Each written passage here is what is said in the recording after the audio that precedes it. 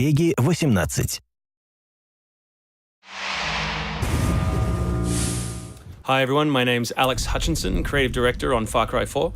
I'm Mark Thompson, I'm the Narrative Director on Far Cry 4. Nice to meet you. Nice to meet you as well, and welcome to Karat, our new fictional location. So in Far Cry 4, you step into the shoes of AJ Gale, who is returning to the country of his birth, initially just to scatter his mother's ashes before he gets caught up in what's essentially a civil war. Karat is a fictional place based somewhere in the Himalayas, inspired by places like Nepal and Bhutan, and a bunch of countries from that part of the world.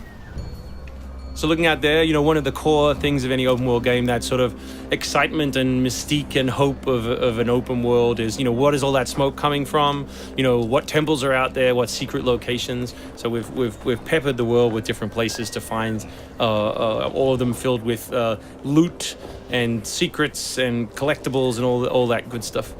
And of course, the open world of Far Cry is densely populated with a variety of different animals, beasts. And also that's some kind of yak. I don't even know what that animal was. Yak, I believe. Is it a yak? With next-gen fur. Next-gen fur, that's true. Individually modeled hairs.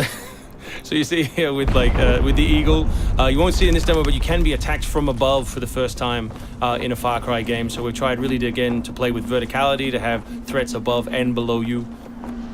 And obviously you can still get involved in the ecosystem of the animals and hunt. And you can throw bait now. Yes, to attract animals.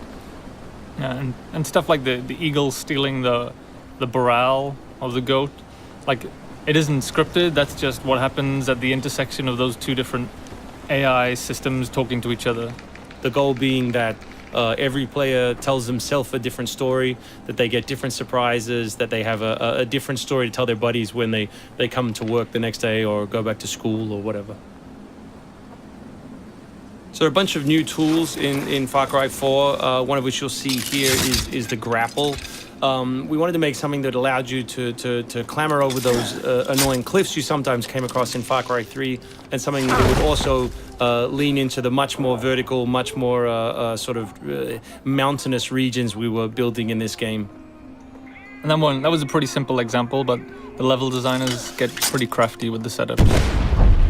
We have these areas we're calling adventure zones in the new game, which will take you to places like temples, which you can see from afar, and force you to use the grapple in sort of really interesting and different ways.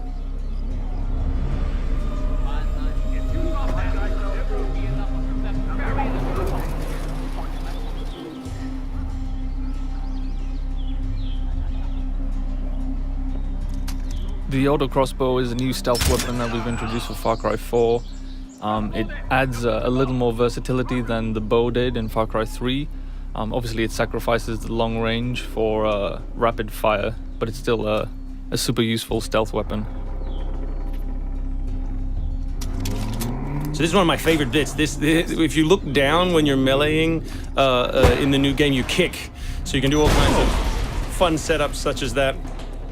Kicking things is hilarious. I expect people around the world to be kicking rocks, explosive barrels, dead bodies, come November.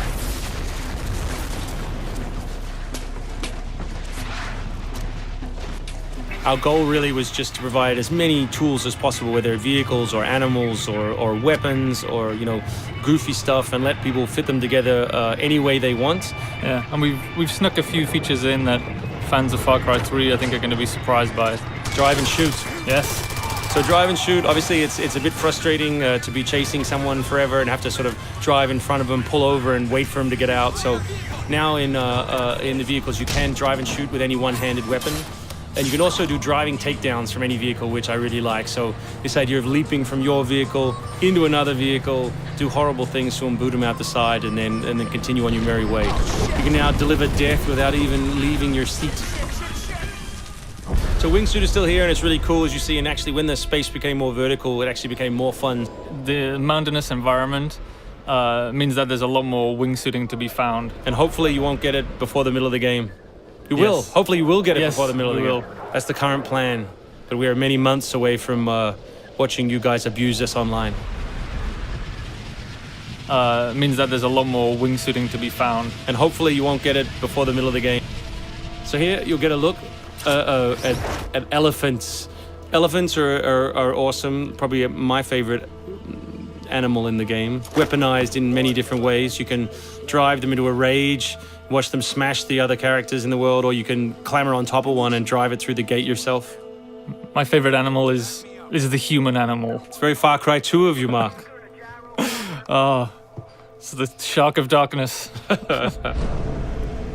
So co-op is a massive part of the new game. It's one of our big ways of opening up the open world and letting you play any way you want. So basically, when you ask your buddy to join, all the solo missions turn off, and you're left with all of the open world toy, the outposts, the fortresses, the towers, all the quests to play any way you want.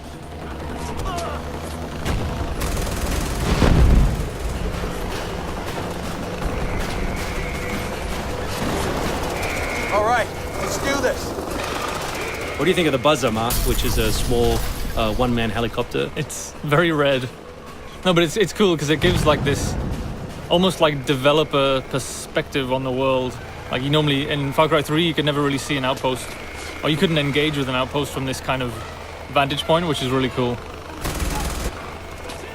So the outposts from Far Cry 3 were like the template for the fortresses. They're kind of like bigger, better, more badass version of the outpost to More badass. to paraphrase Cliffy B. Badassitude.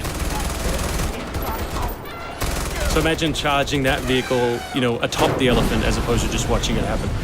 We spent a lot of money on that feature. Yeah, a lot of money. Perhaps we could have put that in a video. Very expensive.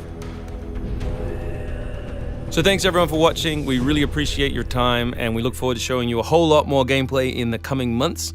The game ships, of course, November 18th worldwide on PS3, PS4, Xbox 360, Xbox One, and PC.